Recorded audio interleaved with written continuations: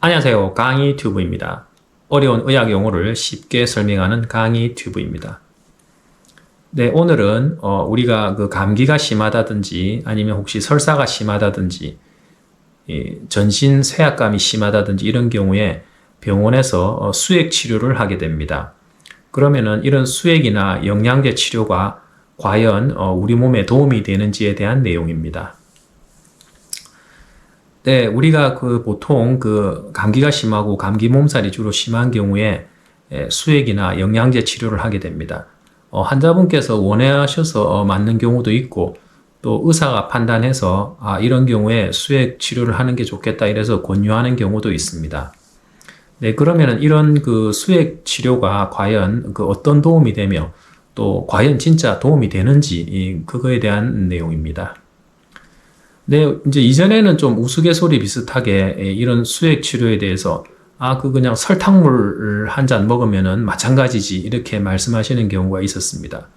그럼 과연 그 내용이 맞는지 아니면은 진짜 수액이나 영양제가 뭐 어째 보면은 굉장히 특효약처럼 그런 효과가 있는지에 대한 내용입니다.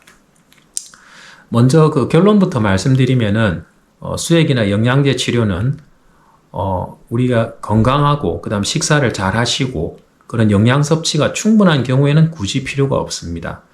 하지만 감기가 심하다든지 감기 몸살이 심해서 또 식사를 잘 못하시고 또 설사가 심해서 탈수가 심하다든지 그래서 어쨌든 식사가 부족한 경우 그런 경우에는 수액이나 영양제 치료는 분명히 효과가 있습니다. 네, 그러면 과연 어떤 점에서 효과가 있을까요? 크게 한 7가지 정도로 나눠서 생각할 수 있습니다. 먼저 첫째는 플라시보, 즉 위약 효과입니다. 즉 어째 보면 가짜약 효과라고 말할 수 있습니다. 이게 무슨 얘기냐면은 어쨌든 수액을 맞는 동안에 환자분들께서는 좀 안정을 취하고 그 다음에 어쨌든 좀 편안한 상태에서 누워서 또 경우에 따라서는 주무시는 경우도 있고 그 다음에 이제 수액을 맞음으로써 내가 좀 치유되고 있다 이런 느낌도 가질 수 있는 심리적인 효과가 있습니다. 분명히 이런 심리적인 효과는 뭐 거짓 효과라고 말할 수도 있지만은 분명히 임상적으로 효과를 나타내기도 합니다. 그 다음에 두 번째로는 정맥 주사의 빠른 효과입니다. 우리가 모든 약의 작용은 경구약보다는 주사가 빠르고 주사 중에서는 또 근육 주사보다는 정맥 주사가 효과가 분명히 빠릅니다. 즉 수액은 그런 약 성분들이 정맥으로 바로 직접적으로 들어가기 때문에 효과 면에서 굉장히 빠르다라고 할 수 있습니다. 즉 빠르게 약효가 나타나게 됩니다. 그래서 환자분들께서도 훨씬 효과가 빠르고 수액이 더 먹는 약이나 이런 약보다 효과가 좋다 이렇게 생각하실 수 있게 됩니다. 그 다음에 이제 세 번째로는 하이드레이션 즉 수분과 전해질 공급 효과입니다. 이런 수분 공급 효과는 어쨌든 쉽게 말하면 좀 씻어내는 작용이다 이래 보시면 되는데 우리 몸 속에 있는 독성 물질이나 안 좋은 물질의 농도를 분명히 떨어뜨리게 됩니다. 그런 농도가 떨어지고 즉 희석이 됨으로 인해서 그런 염증이나 이런 것도 좀 줄어드는 효과가 분명히 있습니다. 그래서 이 수분 공급이 중요한 역할을 또 한다라고 하겠습니다. 그 다음에는 고용량, 그 다음에 고칼로리, 그 다음에 고용량이 일시적으로 공급됨으로 인해서 면역 효과가 증가되는 효과가 있습니다. 이것도 분명히 고칼로리 상태에서는 우리 몸이 약간 업되는 상태가 되고 면역도 좀 증가되는 상태가 되기 때문에 우리 몸에 분명히 중요한 효과를 나타낸다고 볼 수 있습니다. 그 다음에 다섯 번째로는 비타민 효과입니다. 비타민.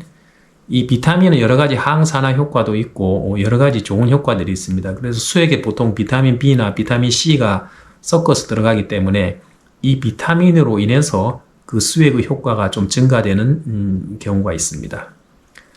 그 다음에 여섯 번째로 또 수액에서 보통 같이 주사되는 진통소염제나 또는 때로는 스테로이드 주사 같은 것도 해열작용이나 또는 진통소염작용 또는 항염증 작용을 일으키게 됩니다.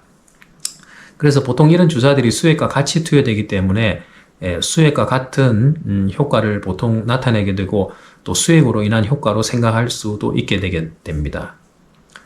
그 다음에 또 이런 진통소염제와 마찬가지로 항생제가 같이 그 수액 주사와 같이 주사되는 경우도 많습니다. 그래서 이 항생제는 분명히 또 염증에 대해서 항염증 작용이 있고 또 항세균 작용이 분명히 있기 때문에 또 우리 몸 상태를 좀 좋게 하는 경향이 분명히 있습니다. 네, 그러면 좀 정리를 해보도록 하겠습니다.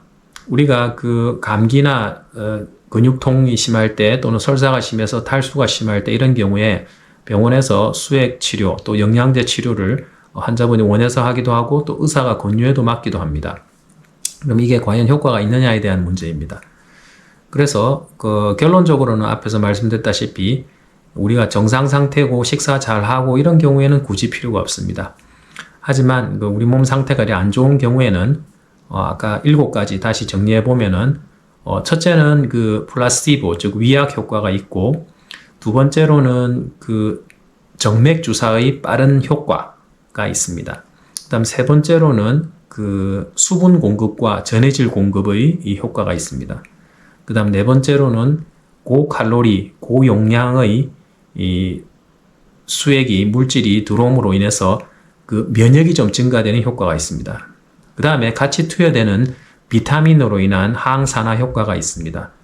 또 수액과 같이 투여되는 항염증 또는 그 해열작용을 나타내는 진통소염제 또는 스테로이드 효과가 있고 그다음 마지막으로는 또 수액과 같이 투여되는 항생제로 인한 항염증 작용이 있게 됩니다. 그래서 결론적으로는 그 담당 주치의 선생님하고 잘 상의를 하셔서 적절한 수액 치료를 하는 게 먹는 약을 드시는 것보다는 빠른 효과를 분명히 낼 수 있기 때문에 꼭 담당 주치의 선생님과 상의해서 수액의 종류를 결정하시기 바랍니다. 네, 감사합니다. 지금까지 강의 튜브였습니다.